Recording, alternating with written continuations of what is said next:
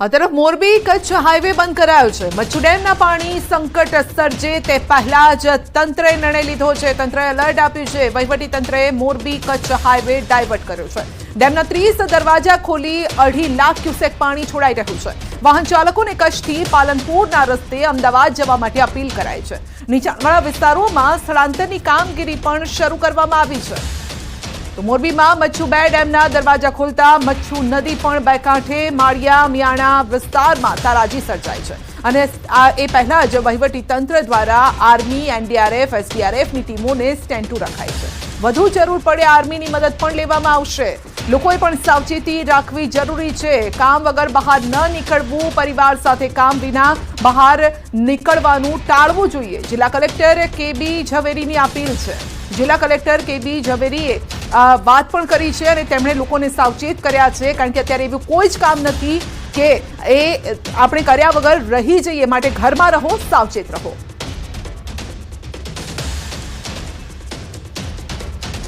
મોરબી જિલ્લામાં સતત પડી રહેલા વરસાદને પગલે મચ્છુ 2 ડેમમાંથી 2.5 લાખ ક્યુસેક પાણી છોડવામાં આવી રહ્યું છે। 29થી વધુ દરવાજા ખોલવાની તૈયારીઓ ચાલુ છે। ત્યારે માળિયા તાલુકાના 32 ગામોને એલર્ટ કરાયા છે। કચ્છ હાઈવે બંધ કરાયો છે। આપણી સાથે ખાસ વાતચીત માટે જિલ્લા પોલીસ વડા રાહુલ ત્રિપાઠી જોડાયા છે।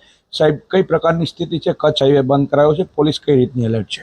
એ જે કચ્છ તરફથી આવતા અને માણવત તરફથી આવતા જે માળિયા તરફ જે તમામ વાહનોની અવરજવર થાય છે એ વિસ્તારોમાં પાણી ભરાય એવી શક્યતાઓને ધ્યાને લઈ એને રૂટ ઉપર ડાયવર્ઝન આપવામાં આવેલા છે। કેટલાક વિસ્તારોમાં સ્થાનાંતરણની કાર્યવાહી પણ હાલ ચાલુમાં છે। આગામી સમયમાં જો મચ્છુ ડેમમાં વધુ પાણીની આવક થશે તો મચ્છુ ડેમમાંથી મચ્છુ નદીમાં જે પાણી આવે છે તેને લઈને કચ્છ હાઈવે પર તારાજી સર્જાય તેવી શક્યતાઓ સેવાઈ રહી છે। અતુલ જોશીની વિજન ગુજરાતી, મોરબી। પાણી આવશે ત્યારે નીચાણવાળા વિસ્તારો અમે ગઈકાલ રાતથી ખાલી કરાવેલા છે। વધુ 10 ટીમોની અમે રચના કરી છે અને એક ટીમ 1500 જેટલા માણસોને ખાલી કરાવી શકે એવી રીતની અમે આયોજન કરેલું છે 10 સ્કૂલોમાં અને બીજી 20 સ્કૂલો અમે તૈયાર રાખી છે। કુલ 30 સ્કૂલોમાં આશરો ટ્રાફિક ડાયવર્ટ કરવા માટેની સૂચના એસપી શ્રી તરફથી બંને એડજોનિંગ જિલ્લા એટલે કે કચ્છ અને સુરેન્દ્રનગરમાં એમને ચર્ચા કરીને આપેલી છે। 2 હાથ જોડીને વિનંતી કરું છું, હું અપીલ કરું છું કે આપ તંત્રને પૂરતો સહકાર આપો। તો ભરૂચમાં નર્મદા નદીનું જળસ્તર 27 ફૂટે પહોંચ્યું છે। નર્મદા નદીનું રૌદ્ર રૂપ સહેલાણીઓ પણ બેફિકર જોવા મળ્યા છે। લોકો નદીના તટ પર સેલ્ફી લેતા નજરે પડ્યા। નદી કિનારે નથી કોઈ પોલીસ બંદોબસ્ત, કોઈ ચેતવણી બોર્ડ પણ લગાવવામાં નથી આવ્યું। કોઈ સતર્કતા વગર ફરી રહ્યા છે સહેલાણીઓ। તો નદીના જે પાણી છે તટ સુધી સહેલાણીઓ પહોંચી ગયા છે। કોઈ જાનહાનિ થાય તો જવાબદાર કોણ રહેશે? તો આપ જોઈ શકો છો, નાના નાના બાળકો સાથે લોકો પહોંચ્યા છે, સેલ્ફી લઈ રહ્યા છે, વિડીયો પણ ઉતારી રહ્યા છે, પરંતુ અહીંયા કોઈ પણ સાવચેતીના બોર્ડ મારવામાં નથી આવ્યા। પોલીસનો કોઈ બંદોબસ્ત નથી, પરંતુ લોકો પણ બેફિકર છે। ભલે બોર્ડ મારવામાં ન આવ્યું હોય, પરંતુ લોકો કેમ ત્યાં સુધી પહોંચી રહ્યા છે? તો જીવ પર જોખમ આણી રહ્યા છે આ સમયે નાના બાળકો સાથે। તો ભરૂચના આ દ્રશ્યો છે।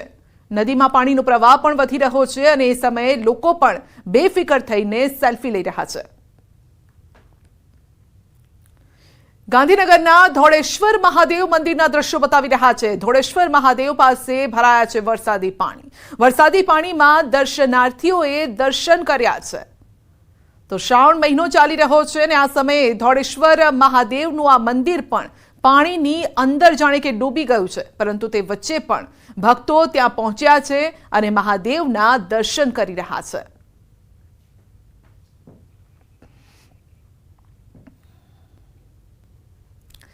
તો રાજકોટનો લોકમેળો બંધ કરવાનો નિર્ણય લેવાયો છે। સ્ટોલ ધારકોને ભરેલી રકમ પરત મળશે। ધારાસભ્ય ઉદય કાનગડની દરમિયાનગીરીથી આ નિર્ણય લેવાયો છે। ધારાસભ્ય ઉદય કાનગડ દ્વારા મુખ્યમંત્રીને સમગ્ર મામલે જાણ કરાઈ। કલેક્ટર કચેરી ખાતે ધારાસભ્ય ઉદય કાનગડ સહિત સ્ટોલ તેમજ રાઇડ્સ સંચાલકોએ કલેક્ટરને રજૂઆત કરી હતી। કલેક્ટરે સ્ટોલ ધારકોને બાંહેધરી આપી હતી અને હવે નિર્ણય લેવાયો છે કે રાજકોટનો આ મેળો બંધ કરવામાં આવશે, કારણ કે છેલ્લા 3-4 દિવસથી જે વરસાદ છે, વરસાદના કારણે આ મેળો જે રીતે ખુલવો જોઈએ એ ઓપન નથી થઈ શક્યો અને જેના કારણે સ્ટોલ ધારકોએ જે રકમ ભરી હતી તે હવે પરત આપવામાં આવશે। ધારાસભ્યએ દરમિયાનગીરી કરી, કારણ કે જે લોકોએ સ્ટોલમાં જે અલગ અલગ સ્ટોલ ખરીદ્યા હતા અહીંયા મેળામાં તે લોકોને ખોટ જાત, કારણ કે આ મેળો ચાલી જ નથી શક્યો. તેના કારણે એ રકમ પરત આપવામાં આવશે. ગરીબ માણસો જે મેળામાં પોતાનો સ્ટોલ હોય, કોઈ રાઇડ્સ હોય, આ બધા લોકોને જે કંઈ એમને ડિપોઝિટ ભરી હોય એ સંપૂર્ણપણે એમને પરત મળે એના માટે બધાને સાથે રાખી અને કલેક્ટરશ્રીને રજૂઆત કરી અને કલેક્ટરશ્રીએ પણ કીધું કે ભાઈ બધાને જે કંઈ જેટલા લોકો છે એ બધાને પૈસા પરત કરવામાં આવશે અને જે કાંઈ મેળાના જે બધા સ્ટોર ધારકો છે એમને પણ ખૂબ નજરવાળા હોય કે ચકેડીવાળા હોય કે કોઈ પણ હોય એ બધા જેટલા હોય ને બધાને પૈસા પરત મળશે. પોરબંદરમાં લોકમેળો આજ પૂરતો બંધ કરાયો છે. લોકમેળાના ગ્રાઉન્ડમાં પાણી ભરાઈ ગયા છે. ધોધમાર વરસાદથી ગ્રાઉન્ડમાં પાણી ભરાયેલા છે, જેના કારણે આજનો દિવસ આ લોકમેળો બંધ રહેશે. તો પોરબંદરના દ્રશ્યો જોઈ રહ્યા છો. 7મ 8મનો આ મેળો છે અને મેળાને માલવા માટે લોકો દૂર દૂરથી આવતા હોય છે, પરંતુ વરસાદના કારણે પાણી ફરી વળ્યા છે, જેના કારણે મેળાને બંધ રાખવાનો, આજના દિવસ પૂરતો આ બંધ રાખવાનો નિર્ણય લેવાયો છે. પરંતુ જો આવતીકાલે પણ આ પ્રકારની પરિસ્થિતિ રહેશે તો કદાચ નિર્ણય વધારી પણ શકે છે. પોરબંદર જિલ્લામાં જે રીતે ગઈકાલ રાતથી ભારે વરસાદ છે તે વરસાદ શરૂ થયો છે. ખાસ કરીને જે રાત બાદ જે વરસાદ જે છે તે વધુ પ્રમાણમાં જોવા મળી રહ્યો છે અને અત્યાર સુધીમાં 3 ઇંચથી વધુ વરસાદ છે તે પોરબંદર જિલ્લામાં વરસી ચૂક્યો છે, જેના કારણે આપ જે દ્રશ્યો જોઈ રહ્યા છો કે જન્માષ્ટમીનો જે લોકમેળો જે ચોપાટી ગ્રાઉન્ડ પર યોજાય છે ત્યાંના દ્રશ્યો છે કે જે ઘૂંટણસમા પાણી છે તે આ મેળા ગ્રાઉન્ડમાં ભરાઈ ચૂક્યા છે. આ જે પાણી ભરાવાના કારણે આ જે મેળો છે તે મેળો રદ કરવામાં આવ્યો છે આજના દિવસે અને જે ચકડોળ ધારકો છે, ખાણીપીણીના સ્ટોલ ધારકો છે, તમામ લોકોને આજે પાણી વરસાદના કારણે મોટી નુકસાની સહન કરવાનો વારો આવ્યો છે. હાલ તો જે આપ જોઈ શકો છો કે દ્રશ્યો જે છે તે આખા જે વરસાદી જે પાણી છે તે પાણી મેળા ગ્રાઉન્ડમાં ફરી વળ્યા છે અને જે ઘૂંટણસમાં પાણી ભરાઈ ચૂક્યા હોવાથી જે મેળો છે તે મેળાને પણ આજના દિવસ પૂરતો બંધ રાખવાની ફરજ છે તે વહીવટી તંત્રને પડી છે. એટલે કહી શકાય કે ભારે વરસાદની જે આગાહી છે તેને જોતા હજુ પણ જે રીતે વરસાદ પોરબંદર જિલ્લામાં વરસે તેવી શક્યતા જોવાઈ રહી છે, ત્યારે હાલ તો કહી શકાય કે પોરબંદર જિલ્લામાં ખૂબ જ જે પરિસ્થિતિ છે તે ખૂબ જ નાજુક છે અને જે વધુ જે વરસાદ જો આવશે તો વધુ પણ નુકસાન જે છે તે આ મેળામાં જે ધંધાર્થીઓ વેપારીઓ છે તેઓને સહન કરવાનો વારો આવી શકે એમ છે. પ્રતિશ સિલુ, ન્યૂઝ 18 ગુજરાતી, પોરબંદર. તો મોરબીના વાંકાનેરમાં માટેલધામનો માટેલીઓ ધરો 2 કાંઠે વધ્યો છે.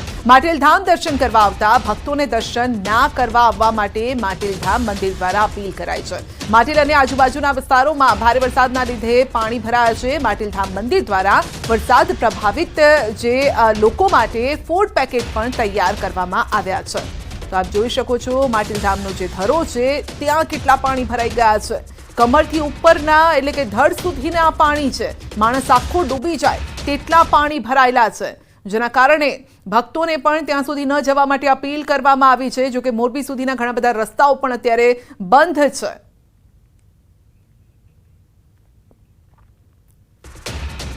સુરેન્દ્રનગરનો હબિયાસર ગામનો પુલ ધરાશાયી થયો છે. પુલ તૂટવાનો બનાવ કેમેરામાં કેદ થયો છે. ચોટીલાના હબિયાસર ગામ પાસે આવેલો છે પુલ. ભારે વરસાદના કારણે પુલ નબળો પડતા ધરાશાયી થયો છે, તૂટી પડ્યો છે. મોરસલ ડેમ ઓવરફ્લો થતા પાણીનો પ્રવાહ વધતા પુલ પત્તાના મહેલની જેમ ધરાશાયી થયો. પુલ તૂટી પડવાની સમગ્ર ઘટના કેમેરામાં કેદ થઈ.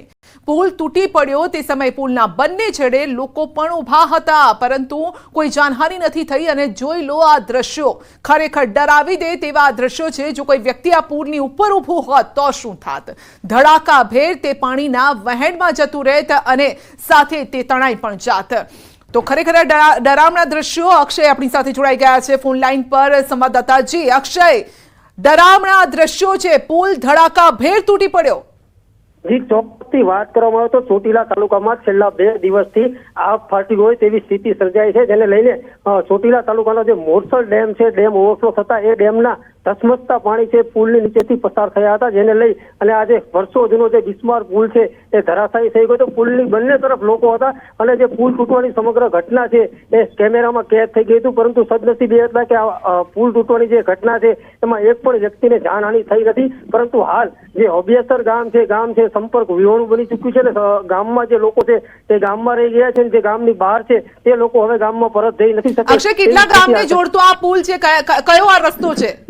આ ચોટીલાથી હબિયાસર ગામને જોડતો પુલ છે. હબિયાસર એક જ ગામ આની સાથે જોડાયેલું છે, પરંતુ ગામની આ તરફ જે લોકો છે તે હવે ગામમાં અંદર જઈ શકે તેવી સ્થિતિ નથી. ગામમાં કોઈ હોસ્પિટલના કે કોઈ એવા કામથી બહાર આવવાનું થાય તો હવે ગામ લોકો છે એ પણ આ પુલ ક્રોસ કરી અને બીજી તરફ આવી શકે નહીં તેવી સ્થિતિ સર્જાઈ છે. જી અક્ષય, આપનો આભાર અમારી સાથે જોડાવા બદલ.